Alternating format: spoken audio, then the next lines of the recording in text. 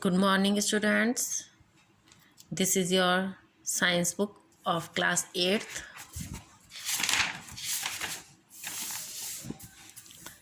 And this is your chapter first, फसल उत्पादन। इस पूरी साइंस की बुक को जो है बेटा आपके 5 यूनिट्स में डिवाइड किया गया है। ठीक है, तो आपकी पहली यूनिट में भोजन है।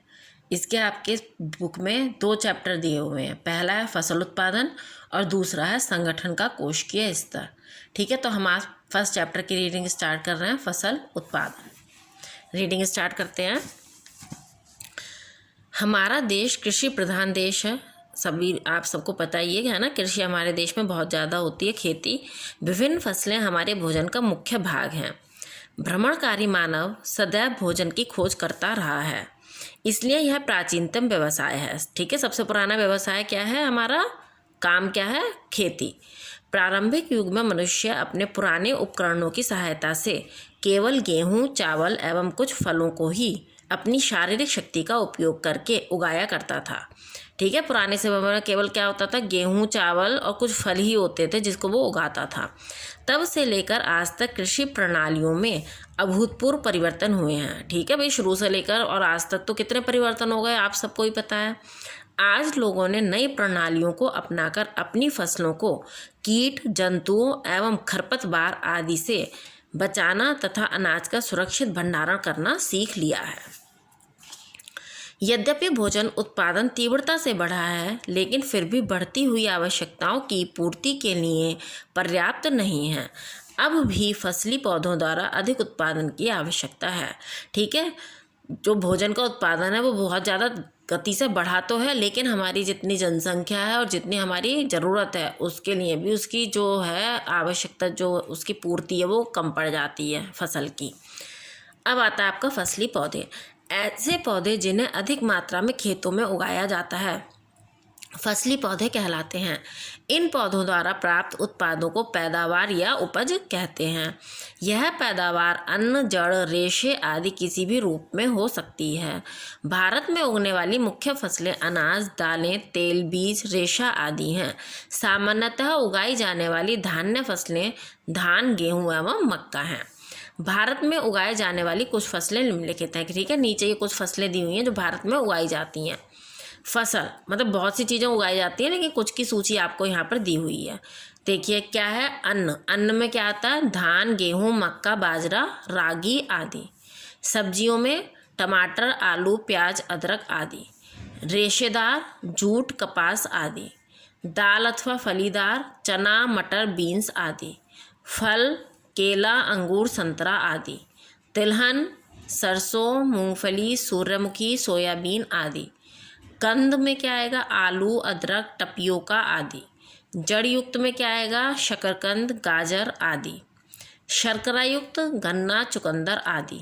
रोपड़ चाय, कॉफ़ी, रबड़, नारियल आदि। ठीक है, ये आपकी सूची हो गई। इसके अलावा और भी चीज़ें हैं, ये तो आपके केवल सूची थोड़ी सी बना के दी है। लंबी घास वाले पौधे जिन्हें उनके पौष्टिक बीजों के लिए उगाया जाता है धान्य फसलों के अंतर्गत आते हैं। अनाज हमारे आहार का प्रमुख अवयव है। हमारे देश में गेहूं, चावल, मक्का आदि कुछ सामान्य रूप से उगाए जाने वाली फसलें हैं। फलों, सब्जियों एवं फूलों को बड़े पैमाने पर उगाया जाता है। इन्हें उद्यान कृषि फसलें कहते हैं।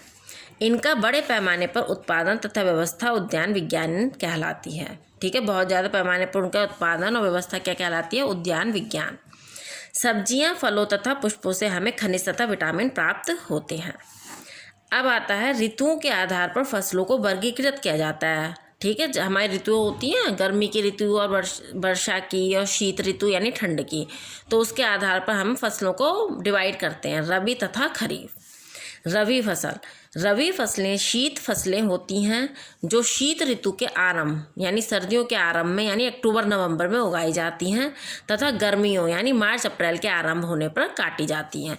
उदाहरण गेहूं, चना, जौ, आलू आदि। अब आता है खरीफ फसल।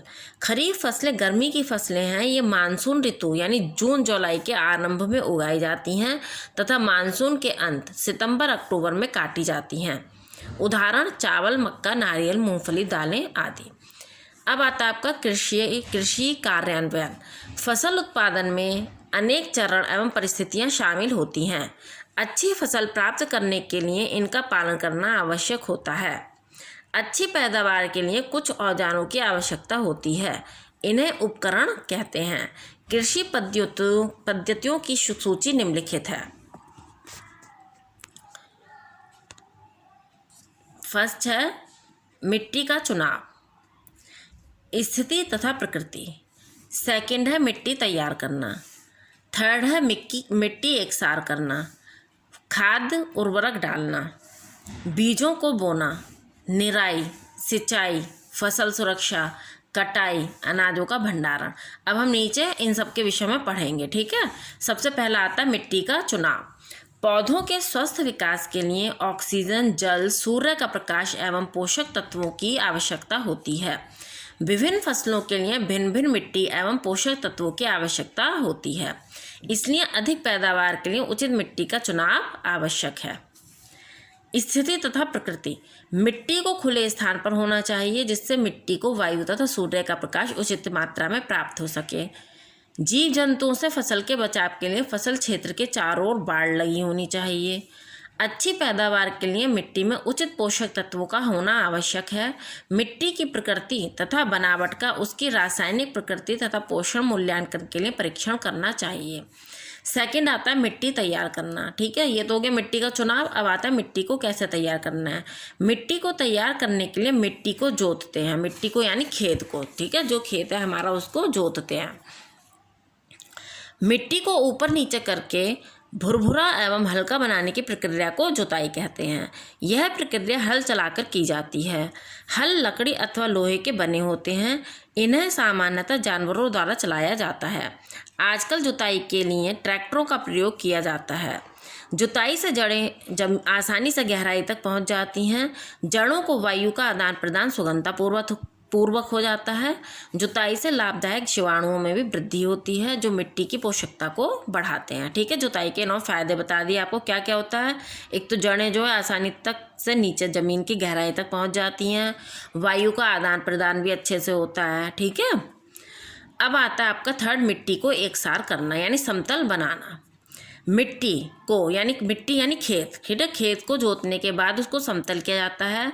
समतल लकड़ी के पटरे अथवा लोहे के तलेक्षक यानी लेवरर की सहायता से हल्के हल्के दबाकर किया जाता है। मिट्टी को समतल करने से मिट्टी के बड़े एवं सूखे ढेलों को छोटे टुकड़ों में तोड़ा जाता है। मिट्टी की ऊपरी परत को हवा अथवा पानी के क्षरण से बचाया जाता है तथा पानी के जमाव को रोका जाता है, इससे एक समान सिंचाई हो सके। अब आता है आपका 4th नंबर पर खाद डालना। सूक्ष्म जीवों द्वारा पौधों एवं जानवरों के अपशिष्टों के अपघटन से प्राप्त जैविक मिश्रण को खाद कहते हैं। मिट्टी में खाद डालने की प्रक्रिया खाद देना कहलाती है। खाद में नाइट्रोजन, फास्फोरस, पोटेशियम आदि तत्वों की अधिकता रहती है। मिट्टी के पोषक तत्वों को बढ़ाने के लिए अतिरिक्त खाद डाली जाती है। खाद मुख्यतः 3 प्रकार की होती है। फर्स्ट, गोबर की खाद। यह खाद मुख्यतः पशुओं के मलमूत्र, घास फूस, पत्तियों आदि से बनी होती है। हरी खाद, यह कृषि अपशिष्टों से निर्मित होती है। प्रायः इसमें फलीदार फसलों को मिट्टी में हल चलाकर जोत दिया जाता है। थर्ड होती है कंपोस्ट खाद। मवेशियों के अपशिष्टों, सूखी पत्तियों आदि से बनी खाद कंपोस्ट खाद कहलाती है। अब आता है बीजों का बोना। मिट्टी के तैयार होने पर अच्छी किस्म, रोगों से मुक्त तथा रासायनिक रूप से उपचारित बीजों का ही चुनाव तथा बुआई होनी चाहिए। बोने के समय बीजों की निम्नलिखित प्रकार से देखभाल करनी चाहिए। चयनित बीजों को ही बोना चाहिए। सही मात्रा में जल देना चाहिए। उचित गहराई पर ही बीजों को बोना चाहिए, जिससे उन्हें भली भांति वायु प्राप्त हो तथा वे पक्षियों से सुरक्षित रह सकें। जिन्हें अगर सतह पर उगाया जाता है तो उन्हें पक्षी खा सकते हैं, ठीक है भाई। ऊपर ही डाल देंगे हम, वह पक्षी खा जाएंगे, फिर फसल आपकी नहीं होगी। बीजों को उचित दूरी पर बोना चाहिए, जिससे उन्हें सूर्य के प्रकाश तथा पोषक पदार्थों के लिए स्पर्धा न करनी पड़े। खेतों की बर्बादी को भी त्यागना चाहिए, ठीक है। अगर बीजों को पास पास बो देंगे तो क्या होगा, जब वो पेड़ पौधे बड़े होंगे, उनकी जड़ें बड़ी होंगी तो वो एक दूसरे से टकराएंगी, तो इसलिए उन्हें उचित दूरी पर बोना चाहिए। बुआई निम्न प्रकार से हो सकती है। हाथों द्वारा, खेत में बीजों को हाथों द्वारा बिखेरा जाता है। बाजरा तथा मक्का के बीजों को हाथों द्वारा ही बोया जाता है। यांत्रिक बिखराव भी किया जाता है। इस विधि को छिटका बुआई भी कहते हैं।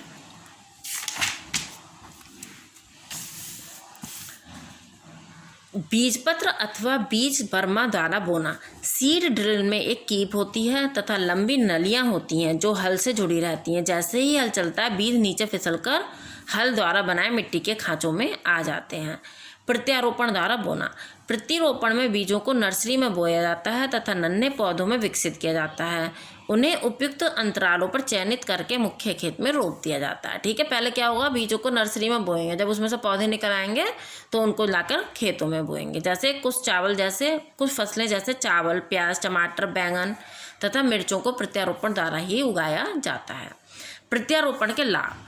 ठीक है, प्रत्यारोपण के क्या लाभ हैं? इस विधि के निम्नलिखित लाभ हैं। उत्तम फसल प्राप्त करने के लिए उपयुक्त दूरी। ठीक है, एक तो भाई जब छोटा पौधा बन जाएगा तो उपयुक्त दूरी पर हम उन्हें लगाएंगे।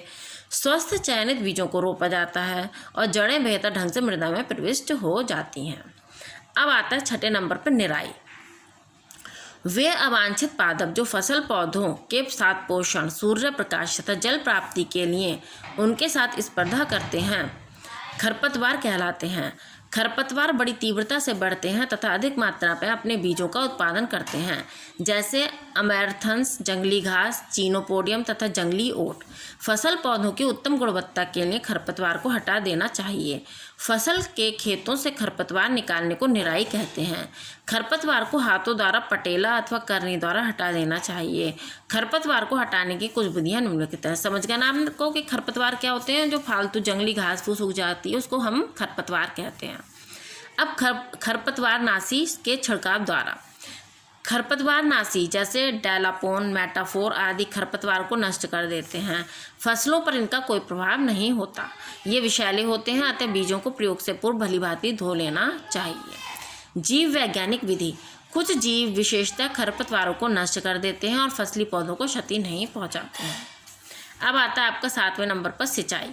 बीजों को अंकुरित होने के लिए नमी के रूप में जल की आवश्यकता होती है। पौधों को अपने विकास, मिट्टी से पोषक तत्व प्राप्त करने तथा प्रकाश संश्लेषण द्वारा भोजन बनाने के लिए भी जल की आवश्यकता होती है। फसली पौधों को उनके उत्पादन के लिए जल देने की प्रक्रिया को सिंचाई कहते हैं। यह नदियों, नहरों, ट्यूबवेलों, गहरे कुओं आदि द्वारा की जाती है। हमारे देश में अधिकांश भूमि मानसून के समय वर्षा पर निर्भर रहती है। सिंचाई की कुछ विधियां हैं। छिड़काव विधि, झूलती टोकरियों में सिंचाई विधि, जल पहिया सिंचाई विधि आदि। फसलों को जल उचित मात्रा तथा उपयुक्त समय पर देने की आवश्यकता होती है। धान की फसल को निरंतर सिंचाई की आवश्यकता होती है। फसलों जैसे गेहूं, चना, कपास आदि को अधिक जल की आवश्यकता नहीं होती है। रेतीली मृदा में उगने वाले पौधों को बार बार सिंचाई की आवश्यकता पड़ती है, जबकि मृत्तिका मृदा में कम सिंचाई की आवश्यकता पड़ती है। पुष्पन के समय तथा अनाज विकास के समय से पूर्व भी अधिक जल की आवश्यकता होती है। अब आपका आता है फसल सुरक्षा। फसलों को आवारा जंतुओं, कीटों, पक्षियों, चूहों, रोग उत्पन्न करने वाले जीवों जैसे वायरस, बैक्टीरिया, कवक आदि से सुरक्षित रखना चाहिए। पक्षियों को विजुका तथा ढोल बजाने की सहायता से डराया जाता है। चार दीवारी तथा मिट्टी की दीवारों को बनाने से फसलों को आवारा जंतुओं से बचाया जा सकता है। फसलों को रोग उत्पन्न करने वाले जीवों से निम्नलिखित विधियों द्वारा सुरक्षित रखा जा सकता है। पहला, अंकुरण से पूर्व बीजों को कवकनाशियों से उपचारित करना चाहिए। कीटनाशकों, पीड़कनाशकों तथा कवकनाशकों के छिड़काव द्वारा रोगमुक्त किस्मों को बोने से। कुछ सामान्य कीटनाशक हैं BHC यानी गैमेक्सिन, डाइमैक्रॉन, पॉलीथियन आदि। कीटनाशकों के प्रयोग के समय सावधानी बरतनी चाहिए क्योंकि वे विषैली प्रकृति के होते हैं। छिड़काव करते समय हाथों, नाक तथा मुंह को ढक लेना चाहिए। स्प्रे का छिड़काव स्प्रे करने वाले के चेहरे से दूर होना चाहिए। छिड़काव के पश्चात शरीर के खुले अंगों को धो लेना चाहिए। उपभोक्ताओं को अनाजों, फलों, सब्जियों को प्रयोग से पहले भली भांति से धो लेना चाहिए।